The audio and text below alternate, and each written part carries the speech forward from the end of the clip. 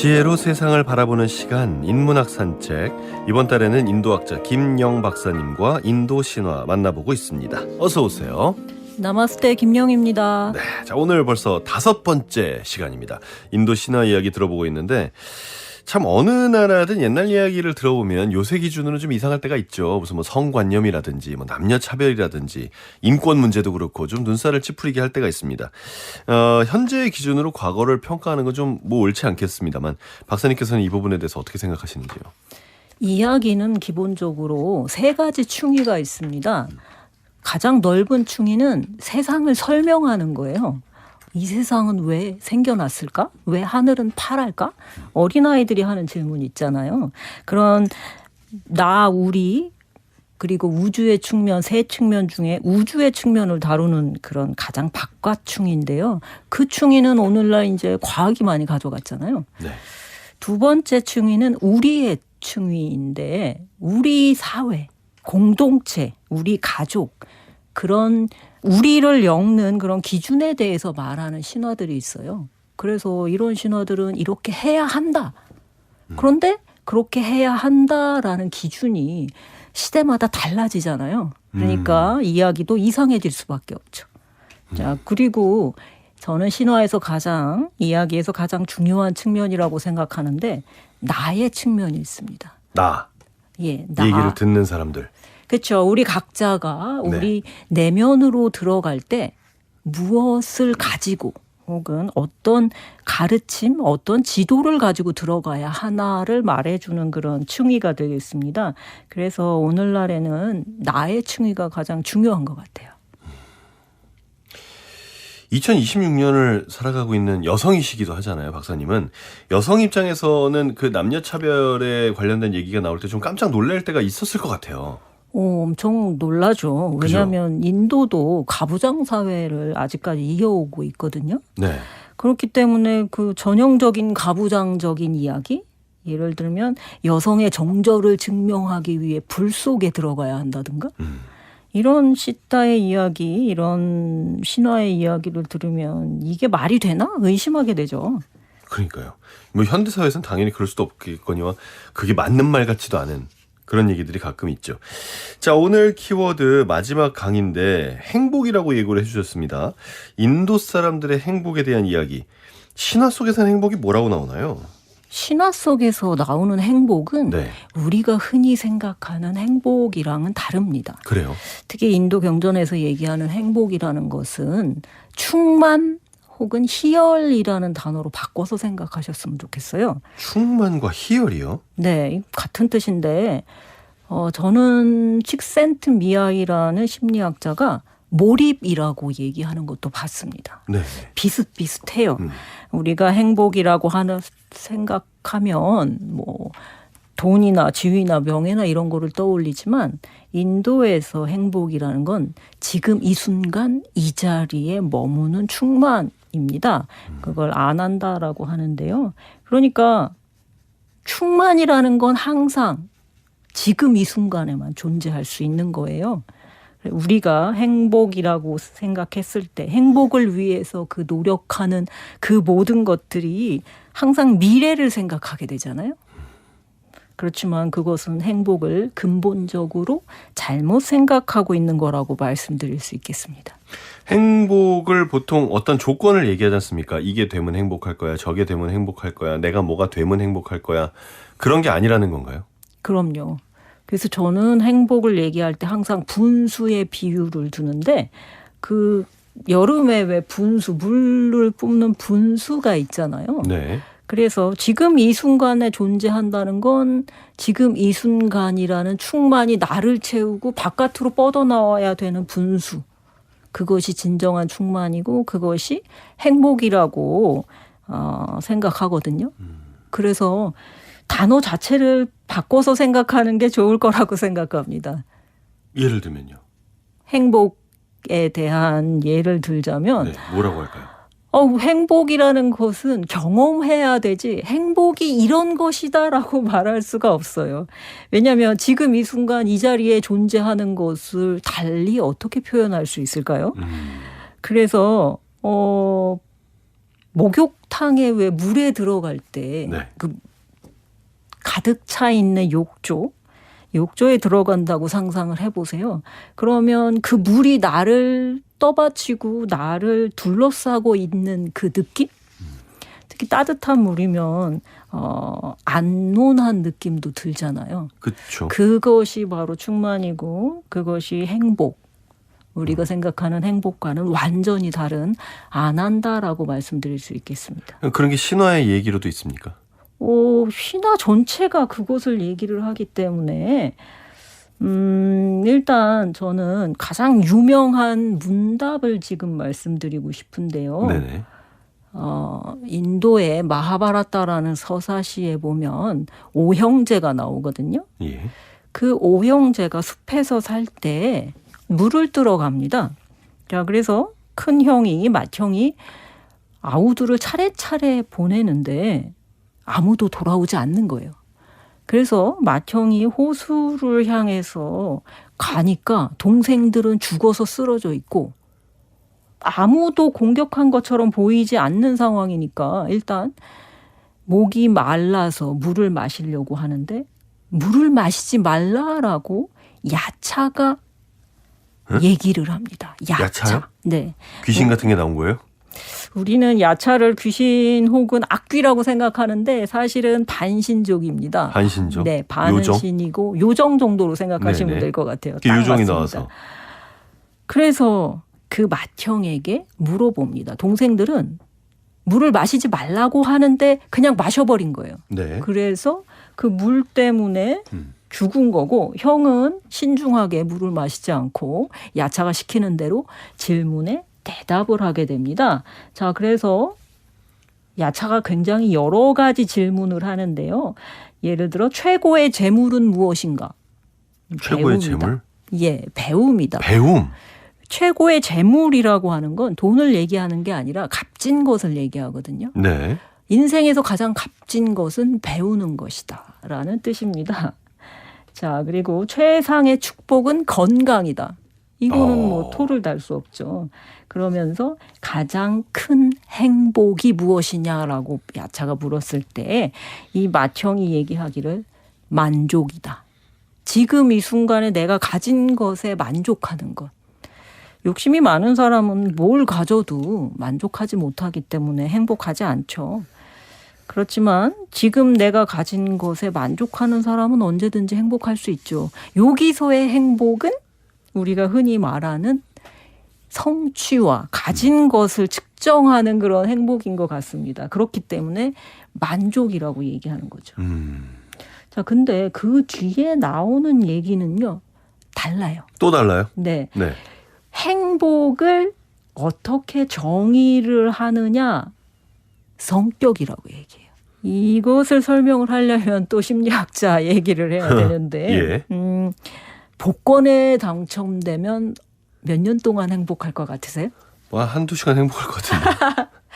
보통 사람들은 한 몇 년 지나면 원래 자신이 살아갔던 대로 원점으로 돌아온다고 합니다. 그럴 것 같습니다. 그런 연구가 많이 있죠. 네. 한두 시간이면 굉장히 빨리 돌아오시는 건데요. 아무리 좋은 일이 생겼든 아무리 나쁜 일이 생겼든 그 사람이 원래 갖고 있었던 행복에 대한 능력, 저는 행복이 능력이라고 생각하거든요. 그 행복을 느낄 수 있는 능력만큼만 행복해진다는 거예요. 그래서 저는 그것이 충만이라는 것을 물 파이프로 생각한다면 이 충만이 들어오는 수도관, 그리고 그 수도관이 나와 연결돼 있어서 나를 채우는 그런 능력을 성격이라고 하겠습니다. 그리고 성격이라기보다는 능력이라는 표현이 더 맞지 않을까요? 능력, 성격보다는 능력이다. 네. 네. 그럼 이 능력이 타고나는 것보다는 어떤 그 수행이나 공부나 노력을 통해서 발전할 수 있다라고 봐지는 그런 말이거든요. 그렇죠. 어떻게 보나요?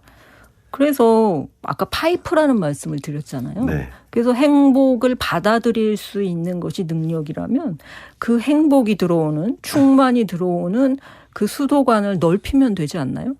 그래서 그 행복의 양을 늘린다고 해서 우리가 네. 행복을 받아들이는 능력이 늘어나는 건 아니잖아요.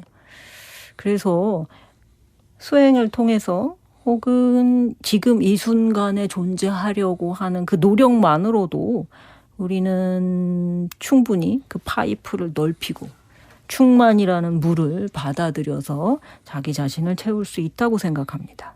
잘 존재하려는 노력으로 맞나요? 네. 잘 존재하려는 노력이라는 게 정확한 표현 같습니다. 그렇습니까? 네. 잘 존재하려는 노력. 왜냐하면 인도에서는 썩짓 안 한다라는 표현을 쓰거든요. 네. 썩은 존재, 네. 짓은 의식, 깨어 있는 것. 그리고 안 한다가 아까 말씀드린 충만이 되겠습니다. 희열. 그러니까 지금 이 자리에 썩 존재하고 짓 성성이 깨어 있으면 안 한다. 지금 이 순간 충만하다. 이런 뜻이 되겠습니다. 그럼 이렇게 수행을 통해서 바꿀 수 있다라는 것도 신화에 나옵니까? 당연히 나오죠. 그렇기 때문에 아까 말씀드린 오형제 중에 맏형이 항상 자기 성격을 잘 관찰해서 생각과 말과 행동을 관찰하라는 얘기를 합니다. 신구의 삼업이라고 흔히 경전에서 얘기하는 거예요. 네. 생각과 말과 행동 순차적으로 바꾸는 인지치료랑 비슷한 개념이 되겠습니다. 인지치료. 생각과 말과 행동을 바꾼다. 사실 근데 그게 쉬운 건 아니잖아요. 이제 그만큼 어떤 성격을 바꾸는 게 어렵다는 얘기겠죠.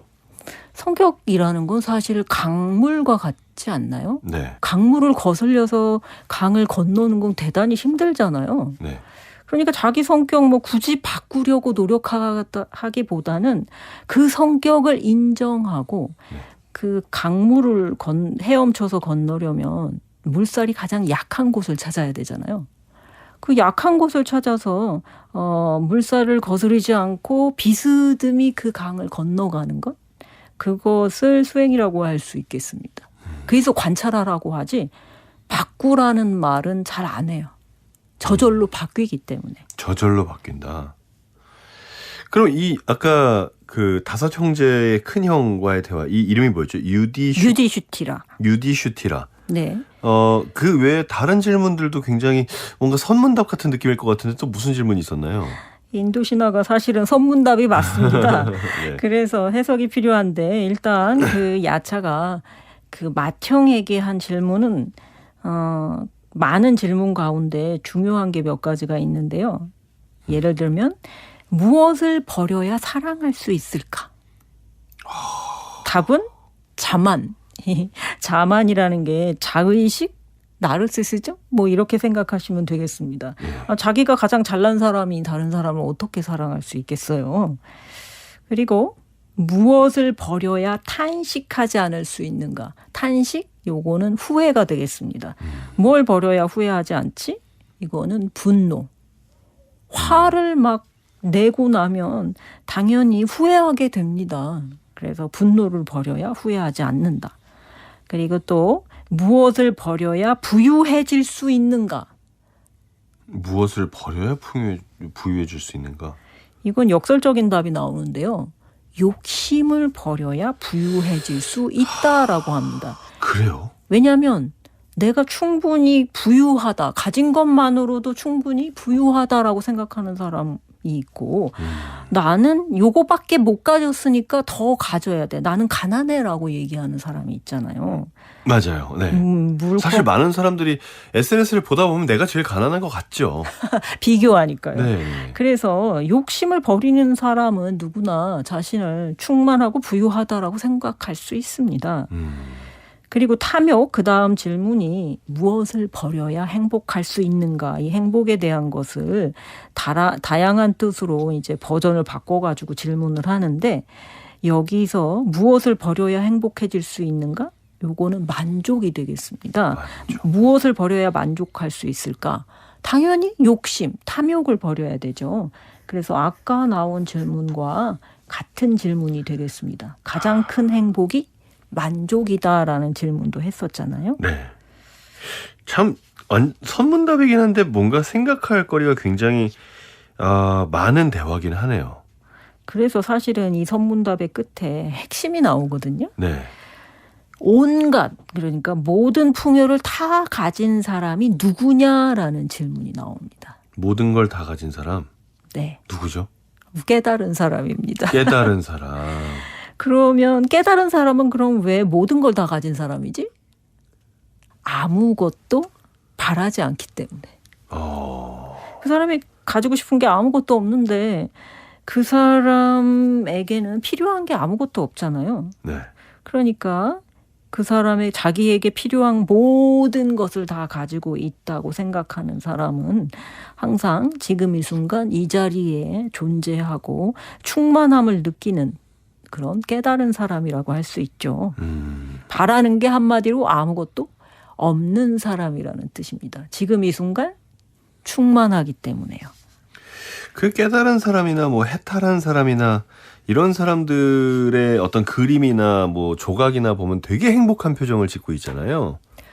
그러니까 그거는 내가 뭔가를 성취했고 가졌기 때문에 행복한 게 아니라 네. 그냥 지금 이 순간에 존재하는 게 충만한 사람들입니다.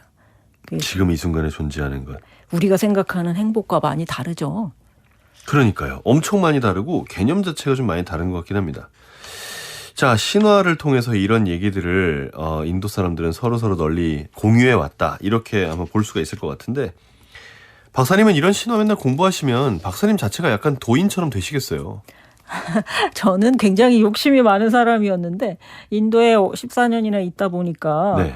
이거 내가 지금 가져야 되겠다, 해야 되겠다라는 생각보다는 지금 이 순간에 머문다는 게 뭔지를 많이 생각하게 됐습니다. 다행히도요. 좀 없어집니까? 정신이 팔리는 거죠. 내가 내일 갖고 모레 네. 갖게 되는 것보다 지금 이 순간에 가지고 있는 것에 신경을 쓰게 되니까요. 그러면 이제 스스로 생각할 때 난 예전보다 욕심을 좀 내려놨다라는 생각이 드십니까? 네. 그래요? 욕심을 내려놨다라는 그것보다는 관심이 완전히 다른 데 쏠리는 것 같아요. 지금 이 순간. 관심이 다른 데 쏘는데 어디로요? 지금 이 순간. 지금 이 순간으로? 네. 내가 뭘 더 순간? 갖고 뭐 사회적 지위가 더 올라가고 이런 것보다는 지금 이 순간에. 네. 아니 지금 이 순간 행복할 수 있는데 뭐 내일까지 기다리나요? 지금 이 순간 행복할 수 있는데 뭐가 부족해서 내일까지 기다려야 되느냐? 굉장히 또 의미가 있는 말씀입니다. 우리나라 사람들은 인도 사람들에 비해서 행복을 유예하는 경향이 굉장히 강한 것 같습니다. 행복을 유예한다, 뒤로 미룬다. 네. 어떻게요? 아니 내일 잘 살기 위해서 오늘 공부 열심히 하고 내일 잘 살기 위해서 오늘 열심히 돈 벌고 과로하고 그죠? 한국 사람들처럼 워커홀릭은 굉장히 드문 것 같습니다. 제가 보기에. 그죠. 많이 그렇게 하죠. 사실 더 좋은 대학 가기 위해서 고등학교 시절에 참고 공부해야 된다. 그리고 거기서부터 사실 모든 게 시작되는 거죠. 그래서 누군가가 참고 노력하지 않으면 어리석다라고 바라보죠. 그죠. 미래에 대한 투자를 덜 한다는 얘기도 제가 들었는데요. 지금 이 순간 내가 가난하고 불행한데 미래에 투자한다는 게 무슨 의미인지 어느샌가 저도 그렇게 생각하게 됐습니다. 이거는 미래를 방관하라는 얘기가 아니고 내일 내가 지금 공부는 하지만 내일 내가 무엇이 될 수 있기 때문에 공부하는 게 아니라 공부하는 것 자체가 즐겁기 때문에 혹은 내가 내일 이 공부를 해서 내가 원하는 사람이 될 수 있으면 지금 즐거워야죠. 네, 지금 즐거워야 된다. 네. 자, 여러분 생각할 게 많죠? 잠깐 생각하시면서 음악 한 곡 함께 하시죠. 첼로 가야금의 연주입니다. 사막의 밤. 첼로 가야금이었습니다. 사막의 밤 함께 들으셨습니다. 자, 인문학 산책 함께하고 계시고요. 1월의 마지막 시간입니다. 인도학자 김영 박사님과 인도 신화 계속해서 얘기 나눠보고 있습니다. 오늘은 행복이 주제인데요. 생각을 바꾸고 지금 현재 나에게 집중하면 행복할 수 있다. 네, 여기에 대해서 우리 청취자 여러분들께서는 어떻게 들으셨는지 모르겠습니다. 이와 관련된 인도 신화 또 재밌는 얘기 하나 해주시죠. 그래서 행복과 충만을 구별하는 것 자체가 굉장히 낯서실 텐데요.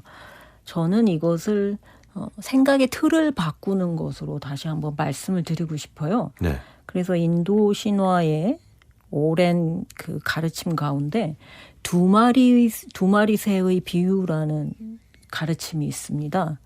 우리의 하나의 몸에 두 마리의 새, 두 가지 정신이 깃들어 있다는 뜻인데요. 그러니까 우리는 지금 내가 행복을 맛보고 네. 모든 나라고 생각하는 그런 행위를 하는 그런 나가 있잖아요. 자의식이라고 할 수 있는 그 나가 있죠.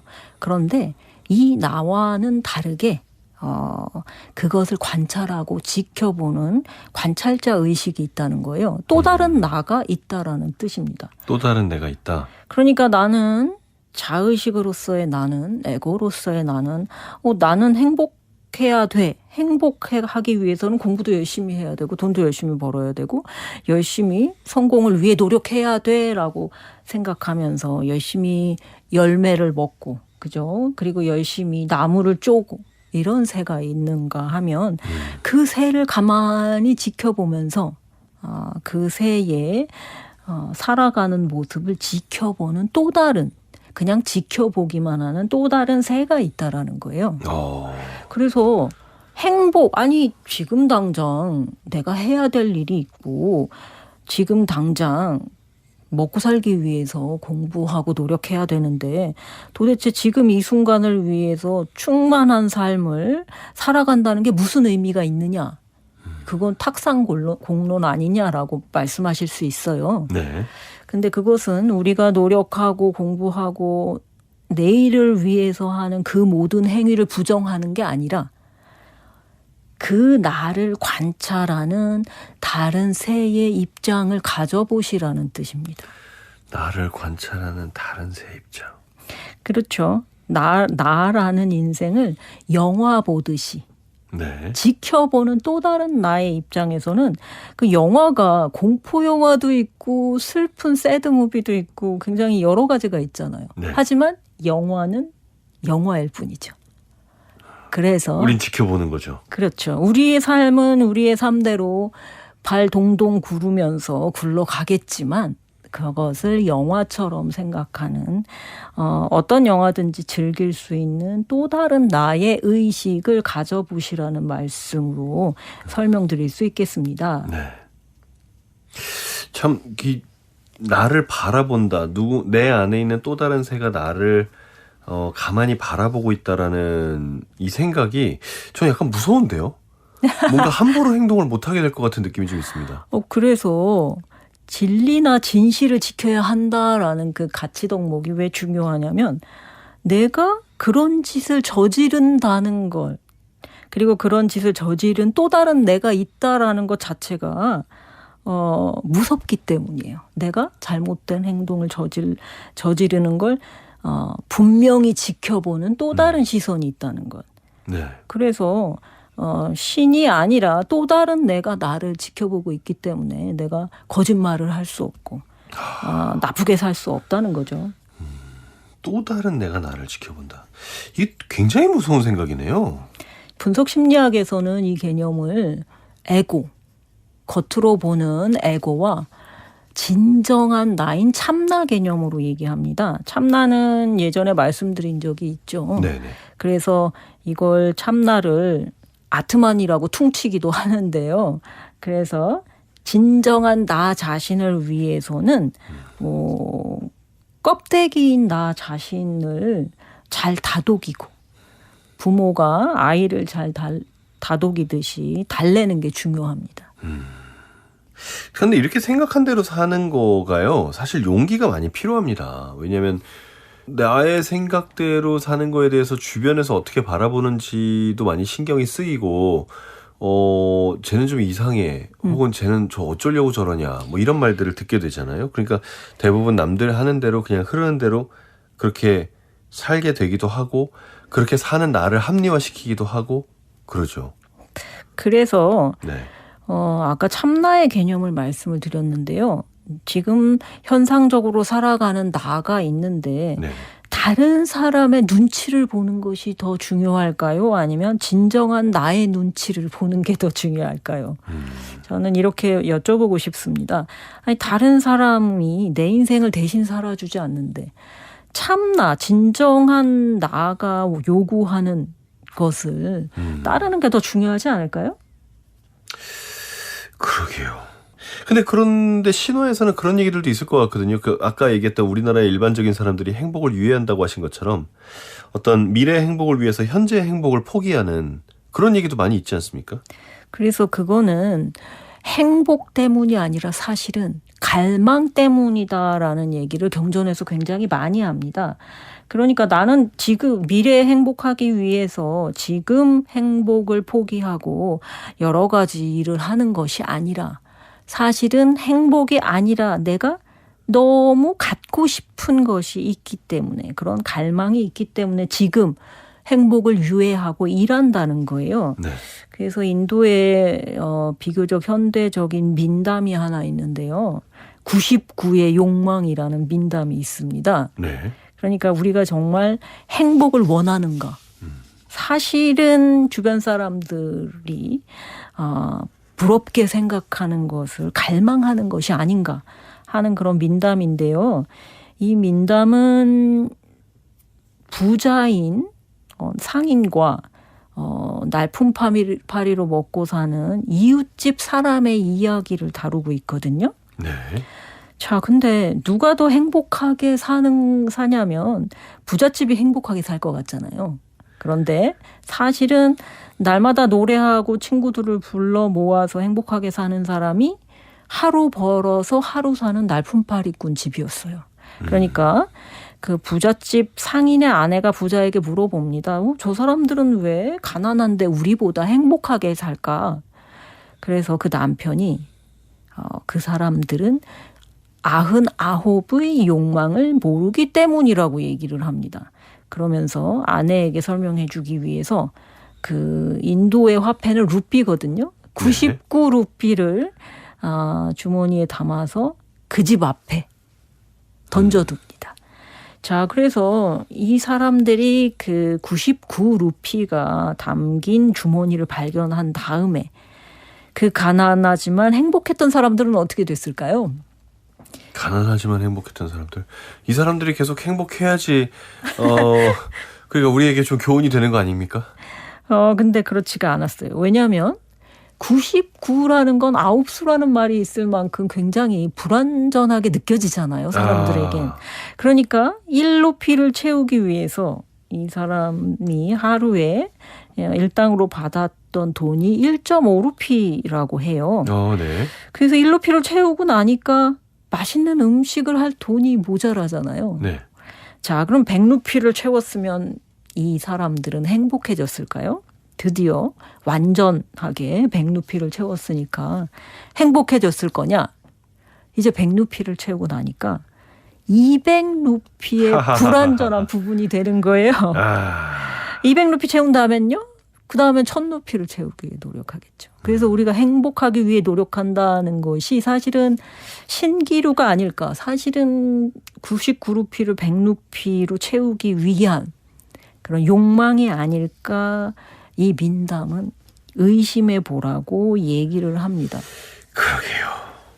그러게요. 좀 100루피를 채우면 행복할 텐데 잠깐 행복하고 바로 그 다음에 200 벌고 싶고. 그렇죠. 또 200 벌고 나면 500 벌고 싶고 그렇게 되겠죠. 참 뭐 돈을 많이 벌거나 뭐 승진하거나 인기를 얻거나 이렇게 되면 내가 행복할 거야라고 믿었던 어떤 기준들이 실제로 나의 행복과 큰 관계가 없다라는 뜻이지 않을까 싶어요. 예전에 우리가 뱀 이야기를 했었잖아요. 산길을 가는데 뱀이 있어. 네. 근데 알고 보니까 그냥 새끼줄이었어. 사실 우리는 돈이 많이 있으면 지위가 높으면 명예가 있으면 행복할 것이다라는 뱀을 보고 있어요.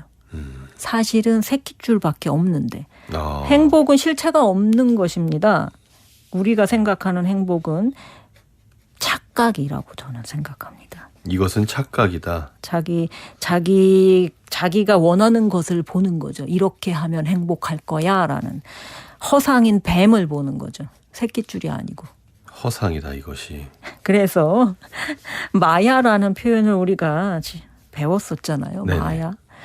우리는 행복이라는 단어를 떠올리면서 연봉 몇 억 이상, 그리고 몇 평짜리 아파트, 어느 지위, 그리고 출세 이런 것을 더 씌우는 거죠. 환영. 그래서 마야라는 건 정말 우리가 날마다 갖고 있는 착각이라고 할 수 있겠습니다. 착각이다 이것이. 근데 이런 그 돈 얘기하다 보면 확실히 돈이 많은 게 돈이 없는 것보다는 불행해질 가능성은 적잖아요. 그건 맞습니다. 인간적으로 기본적인 의식주가 해결되지 않는데 네네. 인간으로서의 존엄이 보장되지 않는데 행복할 그러니까요. 수는 없겠죠. 근데 우리가 원하는 행복이 딱 의식주를 해결하는, 그리고 그거보다 좀 아이들 교육시키고 뭐 이런 수준인가요? 사실 우리가 원하는 건 훨씬 많은 부와 명예와 권력을 원하는 경우가 더 많지 않나요? 그래서 필요한 예, 거 이상을 원하고 있다. 그것이 행복인 줄 아니까요. 그래서 제가 정확한 수치는 기억나지 않는데 미국에서 심리학자가 그 수입의 상관관계에 따른 행복지수 뭐 이걸 조사를 했더라고요. 네네. 그런데 연 몇천 달러인가? 2천 제가 기억하는데 잘은 모르겠습니다. 하지만 그 수입을 초과하면, 다시 말해서 인간으로서의 존엄을 지키고 뭐 물질적인 기반이 될 수 있는 그 수익을 초과하면 그 다음부터 행복은 수입을 따르지 않는다라는 걸 발견을 했어요. 돈이 아무리 많아도 맛있는 음식을 많이 사 먹을 돈이 얼마든지 있어도 하루에 10끼를 먹을 수 없잖아요. 그렇죠. 그럴 필요도 없고. 그리고 우리가 행복이라고 착각하는 것은 대부분 비교에서 나오지 않나요? 그렇습니다. 다른 사람보다 내가 요걸 더 했어. 요걸 더 쟁취했어. 성취했어. 그렇기 때문에 그 비교를 행복이라고 할 수 없는데, 비교하면서 행복을 얻고, 그리고 행복보다는 사실 불행을 얻지 않나요? 그게 참 의문입니다. 나의 어제랑 비교하고 나의 내일과 비교하는 거는 저는 괜찮다고 생각하는데, 남과 비교해서 행복하기가 쉽지 않은 게 그러면 나보다 못한 사람하고 비교하면 되잖아요. 항상. 근데 그렇게 안 하죠. 예, 자기보다 위에, 자기보다 낫다고 생각하는 사람과 비교를 하면서 네네. 스스로 불행해하지 않나요? 그러니까 불행의 길로 가고 있는 거죠. 그렇죠. 불행을 지향한다고 할 수 있습니다. 불행을 지향하네요, 진짜. 네. 그럼 박사님이 생각하시는 인도 신화에 나오는 그 행복의 모습은 뭡니까? 저는 그것이 궁극적으로는 깨달은 사람이라고 생각하거든요. 네. 아까 야차와의 문답에서 얘기했던 것처럼 지금 이 순간에 머무르는 사람, 영원히 지금 이 순간에만 머무르는 사람이 진정으로 충만한 사람이고 진정한 행복을 얻은 사람이라고 생각을 해요. 네. 근데 우리는 깨닫지 못했잖아요. 그렇죠. 그러니까 하루에 한 번이라도 자기 자신을 충만하게 채울 수 있으면 저는 그것을 행복이라고 생각합니다. 그러니까 2마리의 새 가운데 1마리 새가 열심히 일하고 열심히 노력하고 다 좋은데 하루에 한 번이라도 지켜보는, 관찰하는 새의 입장에 서서 내 삶을 영화처럼 즐기는 것? 그것이 저는 행복이라고 생각합니다. 그렇게 내 삶을 지켜보기 위해서 아까 말한 그 2마리 새처럼 봐야 되겠군요. 그래서 관점을 네. 벗어나는 게, 상자를 벗어나는 게, 프레임을 벗어나는 게 정말 중요한 것 같습니다. 나의 또 다른 새가 똑바로 살고 있는지를 가만히 바라보고 하루가 지난 다음에라도 이 오늘 하루라는 시간 동안 제대로 해왔는지를 한번 살펴볼 수 있고, 이게 필요하겠네요. 제대로 해온 것을 네. 칭찬해주고 평가보다는 격려가 더 필요한 것 같습니다. 평가보다는 격려가 필요하다. 내 안에 있는 2마리의 새 중에 1마리의 새가 다른 새를 격려해 주라는 거죠. 그렇습니다. 그래서 사실은 내 안에 있는 또 다른 나를 인도에서는 신이라고 생각해요. 근데 그 신이 초월자, 절대자로서의 신이 아니라 그냥 또 다른 나? 그 정도의 개념으로 신을 생각하시면 될 것 같습니다. 나의 행복을 위해 뭐 지켜보고 있다가 뭐든 도와줄 준비가 되어 있는 또 다른 나? 네. 그 정도가 신이 되겠죠. 자, 이제 마지막 시간이니까요. 뭐 키워드하고 상관없이 박사님 개인적으로 가장 좋아하는 신화가 있다면 하나 소개해 주시죠. 제가 제일 좋아하는 신화는요. 요즘 우리 사회에 갈등이 심한데 재미난 신화가 하나 있습니다. 네. 세상을 파괴한다는 쉬바신이 네. 어느 날 고행을 아주 열심히 한 아수라에게 축복을 내려줍니다. 그래서 그 아수라가 소원을 빌어요. 내가 머리에 손을 얹으면, 다른 존재의 머리 위에 손을 얹으면 그 사람이 제가 되게 해주세요.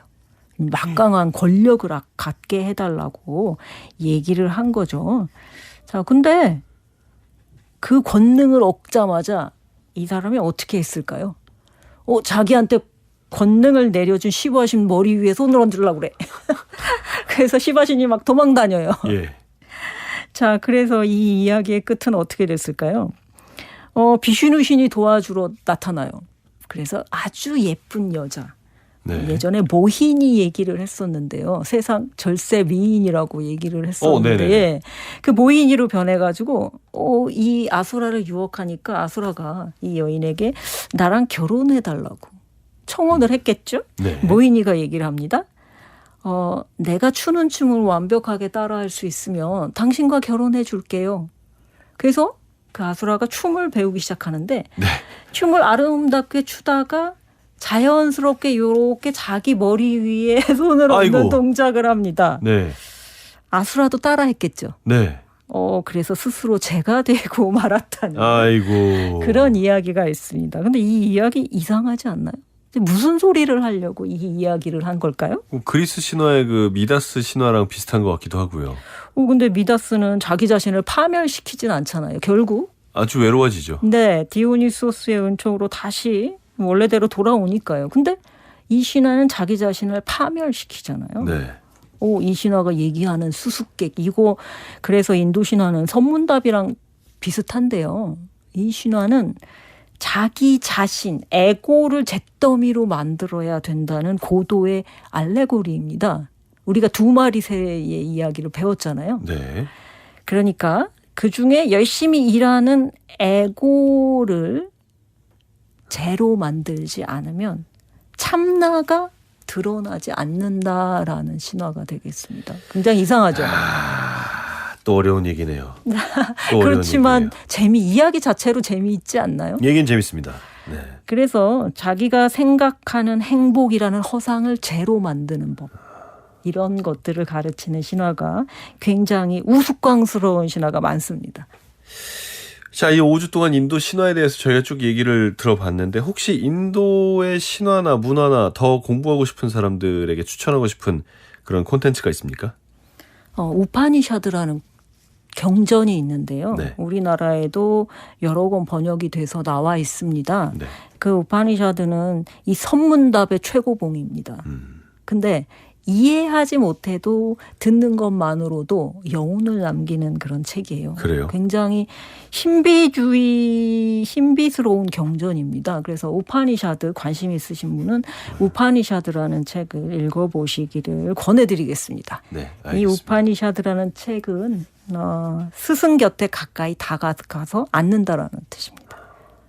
혹시 올해 앞두고 계시는 계획이 있으시다면 마지막으로 짧게 한마디 해주시죠.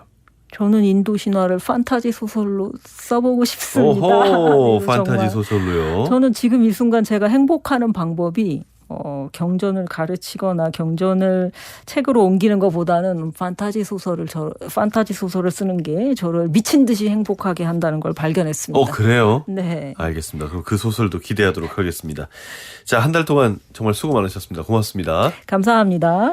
인도학자 김영 박사님과 1월의 인문학 산책 시간을 꾸며 봤습니다. 저희가 오늘 준비한 순서는 여기까지입니다. 부족한 지금 이 모습 그대로 우리 각자는 이미 놀라운 존재입니다. 사랑을 할 수 있으니까요. 김영 박사님의 책 6가지 키워드로 읽는 인도 신화 강의 속에 문장 남겨드리면서 끝곡 띄워드립니다. 신주희의 대금 연주입니다. 겨울숲. 이 곡과 함께 인사드릴게요. 지금까지 한석준이었고요. 내일 오전 11시 문화시대에서 기다리겠습니다.